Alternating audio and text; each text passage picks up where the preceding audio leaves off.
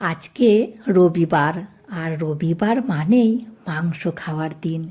সোমবার থেকে শনিবার পর্যন্ত অপেক্ষা, কখন রবিবার আসবে। নিজের হাতে বাঙালি স্বাদের মাংস রান্না করে সবাই মিলে একসাথে খেতে বসবো। কিন্তু কোনো কোনো সময়ে এই রবিবার দিনে যদি অমাবস্যা, পূর্ণিমা কি ওই একাদশী বা অন্য কোনো ভালো দিন পড়ে যায়, তখন কিন্তু সবার মনটি একটু খারাপ হয়ে যায়। কিন্তু রবিবার বাদে সপ্তাহে অন্য দিনগুলিতে মাংস ভাত খেতে সেরকম কিন্তু মজা আসে না রবিবারের মতো। যাই হোক, ছেলে মেয়েদের না আগামীকাল থেকে পরীক্ষা, ওই জন্য আজকে বেশি কিছু আর রান্না করিনি, ওদেরকে তো পড়াতে বসাতে হবে।